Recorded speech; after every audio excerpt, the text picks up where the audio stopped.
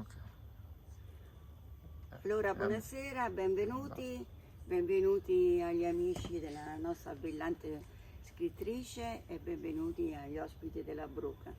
Io rappresento la Bruca Resort e a nome del professor Fazio, che in questo momento, o per fortuna o no, non lo so, vedremo, è coinvolto nella kermesse elettorale. Quindi adesso stanno facendo il giro di Bari, della Puglia e altro. Io vengo da Roma, sono addetta alle relazioni esterne della Bruca, mi chiamo Gioia Solustri, ho una lunga carriera alle spalle come rappresentante delle banche, sono sempre seguita come marketing, come pubblicazioni, eccetera.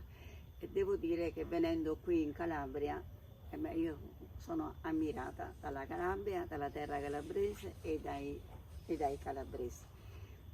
Sapete bene che ci sono sempre in giro per tutti un po' di pregiudizi. Beh, io arrivando qua ho trovato come il senso della famiglia, il senso dell'amicizia, il senso dell'ospitalità.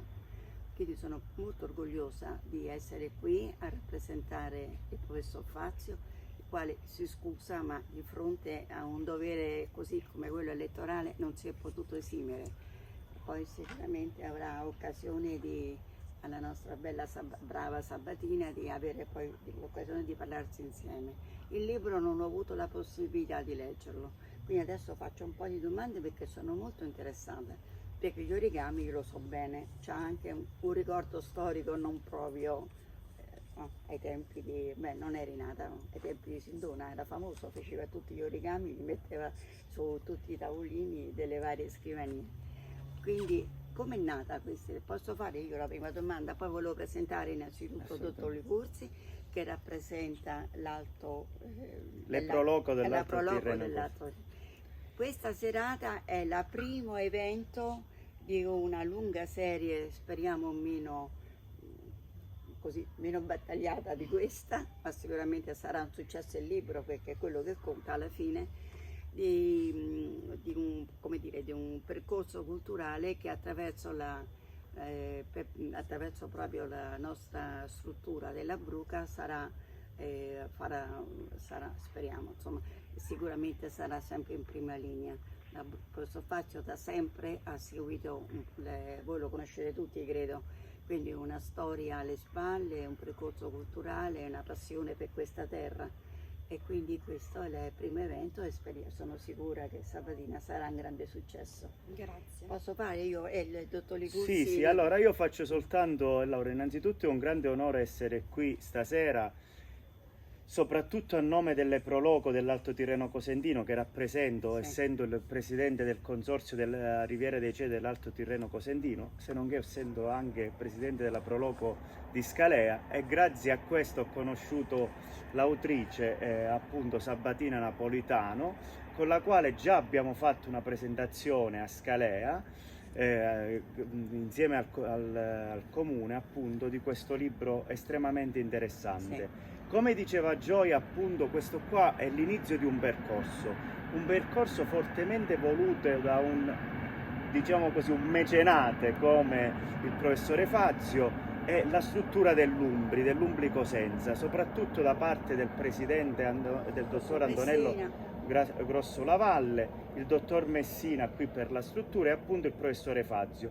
Questo percorso è stato diciamo suggellato attraverso un protocollo d'intesa. Questo certo. protocollo d'intesa cosa prevedeva? Appunto degli incontri culturali come questi che debbano dare degli spunti di riflessione, e quale miglior inizio poteva essere se non quello di una giovane autrice che tra l'altro vive possiamo dirlo a pochissimi metri appunto qua dalla Bruca, e che ha voluto fortemente questa location per promuoverla come cenacolo l'inizio di un cenacolo di una vita culturale che speriamo che sia florida all'interno di questa struttura.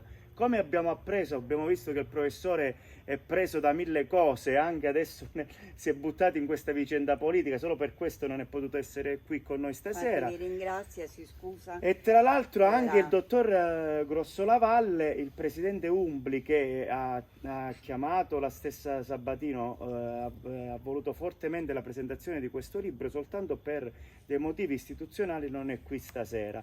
Però cercheremo insomma di sostituirli alla grande, nel senso che il protagonista assoluto di questa serata è il libro, questo è, e gli spunti di riflessione che ci possono dare appunto questo libro e l'autrice. Infatti io, come dico sempre, di necessità virtù, ci sono state delle defiance, però io vedo come un grande inizio questo, un grande inizio, infatti passo la parola a Gioia, scusami, Gioia, e alla stessa Sabatina per entrare proprio all'interno, nel merito di questo romanzo tuo, che tra l'altro tu vieni da un percorso, io già lo so perché ci siamo appunto visti tramite la prologo lì a Scalea, tu vieni da un altro percorso ancora più, diciamo, introspettivo, che è quello della poesia, per poi approdare a questo che è un romanzo. Dici com'è stato il passaggio, com'è stato... No, io vorrei chiedere come è Prego, nata l'idea. vi lascio la parola, tra due donne è meglio tacere. Grazie.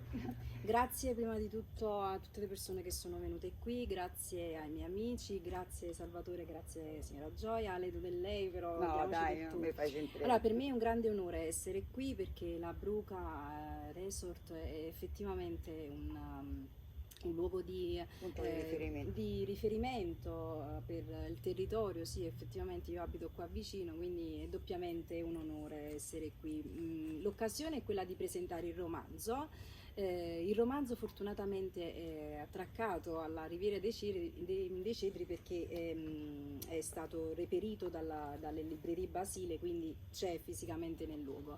Io ho già fatto delle presentazioni a Diamante e a Scalea, quindi questa è una presentazione che vale in un certo modo per Santa Maria.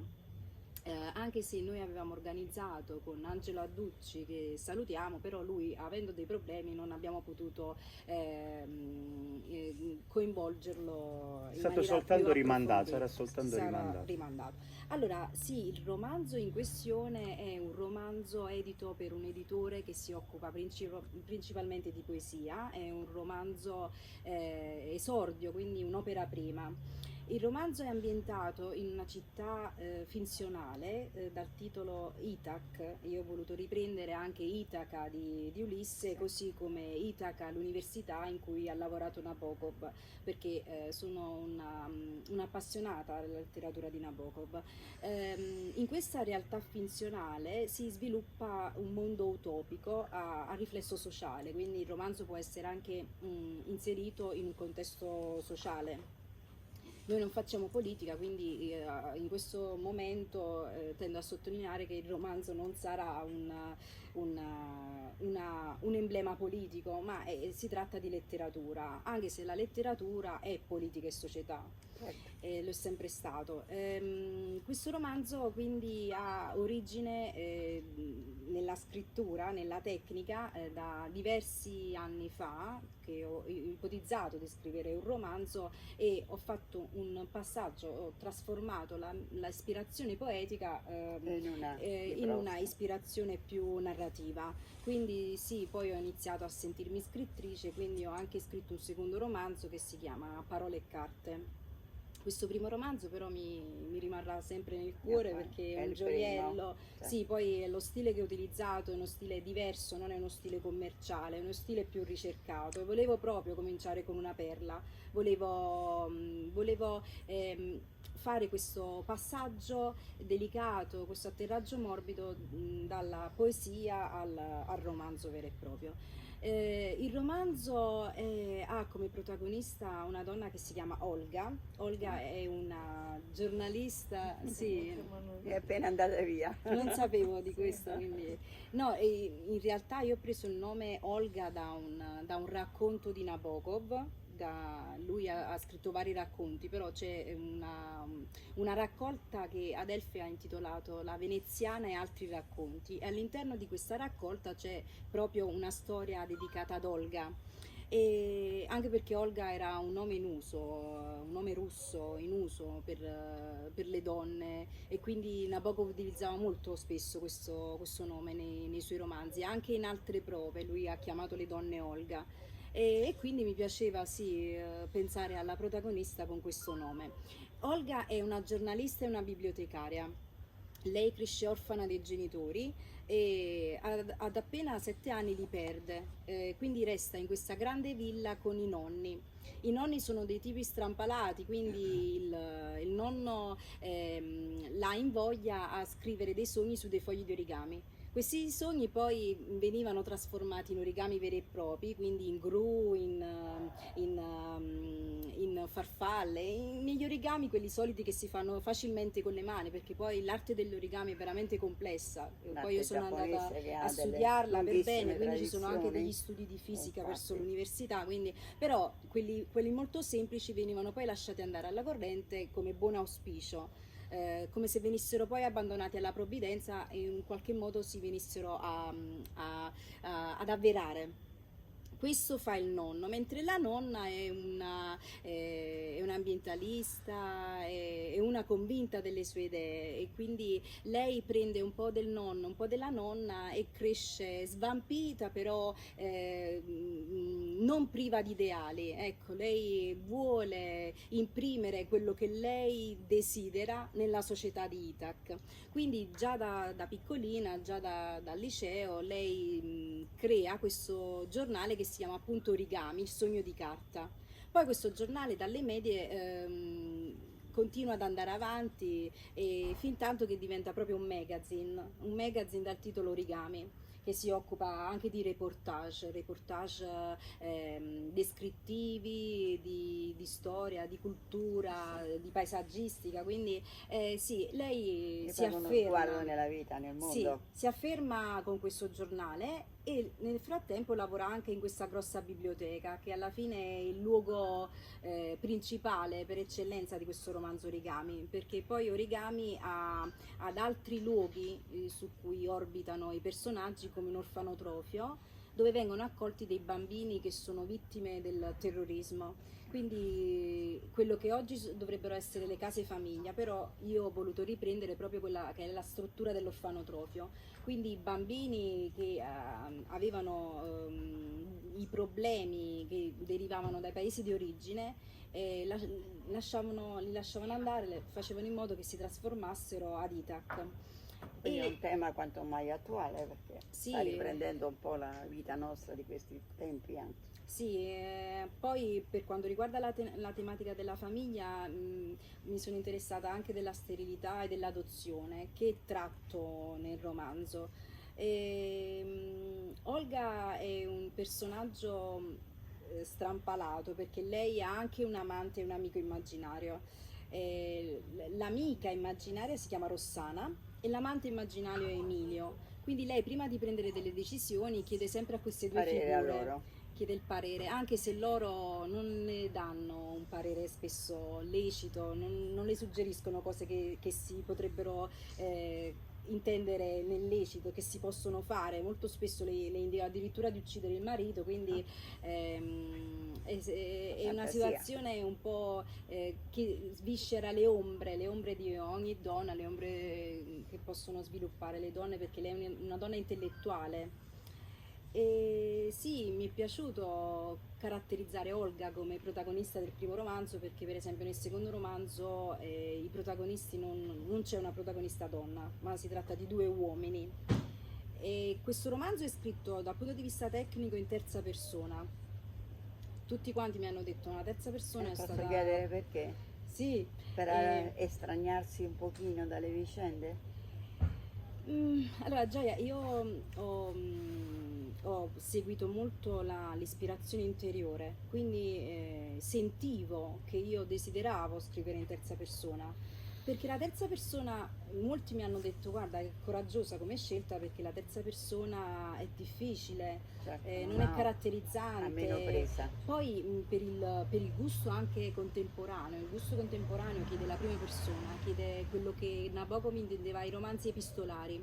Prima Nabokov scriveva parti del romanzo che venivano pubblicate sulle varie riviste molto importanti, anche dei New Yorker, riviste fondamentali per la letteratura mondiale, e quindi lui si trovava a scrivere in prima persona, molto spesso di professori universitari, come nel caso di Pnin, ed era proprio il concetto del romanzo che andava diversamente, l'evoluzione del romanzo era diversa. In questo caso, io non avendo pubblicato un romanzo a puntate, io ho voluto dare un racconto come una favola.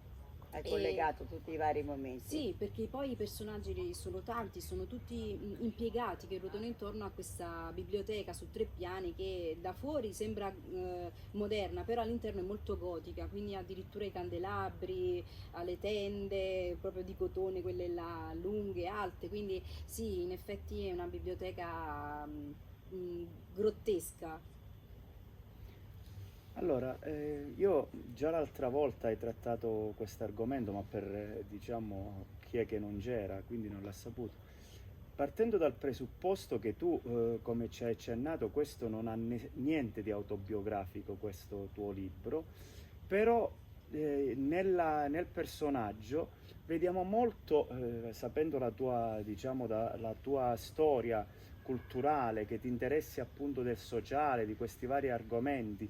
Sicuramente secondo me non sei molto distaccata dal personaggio, nel senso in quanto a impegno sociale, che è la parte poi che tra l'altro noi perché abbiamo sposato questo progetto, riproponendolo addirittura in 2 location diverse come enti del terzo settore, sul fatto che questo romanzo, come dici tu, seppur fatto di fantasia, seppur ruotando attorno a 1000 personaggi diversi, focalizza la sua attenzione in tanti argomenti sociali, come dici tu, quale l'adozione, quale può essere l'educazione attraverso non dei genitori ma attraverso dei nonni che in questo periodo hanno una figura sempre più predominante nella società moderna. I nonni sono praticamente come dei secondi genitori, vista la velocità della vita. E quindi quello che ti chiedo, sei distante dal personaggio, però non sei stata così staccata da quello che è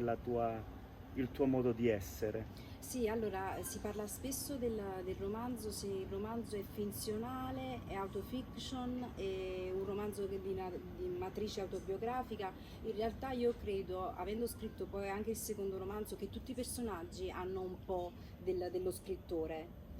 Io non ho scritto un romanzo come un memoir della mia vita, no, ci sono molti scrittori che oggi hanno avuto un relativo successo scrivendo proprio della loro biografia, quindi chiamando anche con nomi, con alter ego, proprio quello che sono loro, che sono la loro famiglia, la loro società. No, questo non è un caso che mi riguarda perché Olga è frutto di fantasia. Però Poi è anche frutto di emozioni. certo, questo sì, dicevo. è stato il vissuto rimodulato. Rimodulato. Sono Chiaramente emozioni. è evidente che quando uno scrittore scrive non prende dal vissuto, non prende da una fiaba, da una cosa. Un trattato, Il vissuto non un libro. può trasformarsi in una fiaba. E il mio andamento è stato quello di controllare tutte le autobiografie che avevo scritto. Ad esempio Nabokov andava per pezzi, per puzzle, quindi si vedono delle fotografie dove lui scrive addirittura in macchina, quindi lui scriveva un po' dappertutto e poi Riassume. sì, poi tendeva a scrivere la trama vera e propria del romanzo. Nel mio caso è stato diverso, io avendo scritto delle autobiografie ho preso queste emozioni che avevo vissuto nelle varie fasi e le ho messe in tutti i personaggi. E penso che questa è una cosa che fanno molti scrittori, quindi rimodulano il vissuto. Beh, interiorizzare un po' Sì. se stessi, per forza direi proprio che è il valore e la forza dello scrittore. No, diventerebbero degli automi, invece Sì. così Poi si parla tanto della voce, gli scrittori affermati quando vanno ai festival, la prima cosa dicono, parlano della voce, del trovare la voce. Io, avendo già scritto 7 libri di poesia, mi era naturale comunque scrivere della narrativa, non mi è stato difficile. Io quando ho questa modalità nello scrivere, quando devo scrivere un romanzo mi alzo presto la mattina, faccio proprio le 8 ore, quindi lo scrivo quando non posso fare altro, non ritaglio i pezzi della giornata Mentre per il invece la romanzo. poesia è esattamente il contrario, perché bisogna Esatto. cogliere l'emozione del Esatto, momento. sì. Certo. No, il romanzo per me, soprattutto il secondo, è stato un'esperienza dura, perché l'ho scritto addirittura svegliandomi molto presto la mattina, facendo tardi la notte. Quale ami di più? Di tutte e due? Mm. Non saprei dirti, perché ti do del tu, non saprei Certo. dirti, perché io nella vita ci sono due approcci, c'è un approccio quantitativo e un approccio qualitativo. Io credo che questo tipo di binomio non possa essere applicato per gli scrittori, perché gli scrittori quando scrivono un libro la letteratura diventa loro vita, quindi tu vedi Cioè, in personaggi... quel momento tu- amano quel libro. Sì. Poi si va a vedere dopo che eco rimane in se stessi. Certo, ma giusto per non dare delle informazioni precise, il secondo romanzo ancora non è uscito. No. Ecco, Non giusto è per... ancora uscito. Non è Allora ancora questa uscito. serata sarà di buon auspicio. Di buon auspicio per il Sì, secondo. Alchemica. Invece vedrai che sarà io così. avrei un'altra domanda per te. È indubbio che nel tuo hai uno stile molto riconoscibile, molto ricercato, aggiungerei. Adesso abbiamo presentato tanti libri. Sei un autore particolare, nel senso che, come diciamo sempre, visto che tieni molto alla quantità e alla qualità, in quale tipo di scrittore tu ti vuoi collocare e soprattutto qual è la strada? Perché se non ricordo male parlavi l'altra volta, e lo possiamo ricordare, di una strada più facile da percorrere per gli scrittori e una strada cosiddetta, come dicevi tu, stretta. Quindi vuoi spiegare questo punto di vista? Perché anche, come dici tu, queste finezze, posso dire così, di scrivere in terza persona, poi di venire da un percorso, così come dicevi tu, in te sono concentrate tante cose, tant'è vero che alla domanda precisa di Gioia, del libro quale ti piacesse di più, come dici tu, pur essendo, a quanto ho capito, estremamente, non sono simili, sono opposti. No, sono diversi. Quindi, dicendo di amarli tutti, come dici tu, in te sono racchiuse Sì. tanto tipo di emozioni e di modo di esprimersi. Quindi qual è quello, come ti vedi tu, ecco, per presentarci a noi e per, come diceva Gioia, poi lanciare, come si dice in gergo, la cordata al secondo romanzo nel futuro? Allora, sì, io penso questo della mia vita. Penso che tra l'approccio quantitativo e qualitativo io credo che questo binomio non sussista nel mio caso, non mi faccio questo problema. Io ho intenzione di vivere e di pubblicare almeno 7 romanzi. Perché Perché 7? 7 perché se ne scrivono ogni 2 anni, quindi spero di campare almeno 7 romanzi. Ha proprio un calcolo matematico, Matematico. di Che poi previsione. ho in progetto anche un saggio sulla Riviera dei Cedri. Ah, ecco, questo è Sì, quello per che cui ci ho chiesto riguarda più anche da al più da vicino. professor vicino. Galliano una mano, e quindi sì, ho in progetto anche vari saggi, uno su Nabokov e un altro su dipinti, è praticamente una specie di lettura di alcuni dipinti che mi hanno poi portato a delle suggestioni riguardanti la narrativa. Quindi partire da un quadro per poi sviluppare... Posso inserirmi Sì. in una mia cosa personale? Io venendo qua mi sono, come dire, molto interessata alla filosofia e alla storia del cedro, perché ho visto che ha una valenza religiosa che francamente io non ero a conoscenza. E il professor Fazio anzi mi ha fatto un po' una lezione sull'argomento, lui è molto ferrato su questo. Quindi io penso che un saggio a grande raggio di azione sul cedro, come lo stai proponendo, dovrebbe essere una cosa molto Dovrebbe avere proprio una importante. valenza sociale, come dici tu, le Esatto, cose che fai. e credo che sia anche Di interesse, molto di interesse da della parte nostra. prologo dell'atto Tirreno. Assolutamente. Verrà Bene. anche il saggio, verrà anche Guarda, il saggio. ho dato un gancio. No, verrà anche il saggio, sì, effettivamente bisogna puntare agli editori quelli che danno un certo. maggior numero, una maggiore Anche che visibilità. danno risalto a un territorio così importante come questo. Sì, in effetti io volevo partire proprio da quello che ho vissuto in questi anni, in queste terre, quello che mi hanno lasciato, quello che rappresentano per me queste terre, le emozioni. Poi questi giorni sono giorni di nostalgia perché dobbiamo tornare, ognuno ha il loro lavoro a casa, quindi ognuno ha anche alle altre case, perché molti miei amici lavorano anche lontano da qui, quindi sono dei momenti un po' di nostalgia e ripensi sempre al valore di questa terra. Ecco, infatti. Io non sono nata qui, però mi sono sempre sentita parte. Quando sono venuta qui sono stata subito bene, non ho avuto nessuna... È quello che ho detto prima, io Sì. vengo da Roma dove certamente c'è confusione e disordine e altro, ma c'è anche una forma di bonomia tra le persone. Beh, quello che le emozioni che ho provato qui a casa mia non ci sono, quindi per questo ho piacere di essere qua. tra di Quindi voi. stasera abbiamo due donne, diciamo, affascinate da quella che è la Riviera dei Cedri, e noi di questo Io siamo veramente sicuramente onorati. sì. Tanto Noi che... quello che... Scusami. No, no, scusami, tanto che vorrei appunto approfondire e fare anche un convegno col tuo aiuto. Assolutamente. A suo tempo. Noi siamo sempre disposti a questi tipi di iniziative, sia come Umbli, sia come Consorzio delle Prologhe della Riviera dei Cedri. Noi abbiamo, tra virgolette, ci siamo dati una missione, non religiosa, ma diciamo di intenti. Certo. La nostra missione qual è?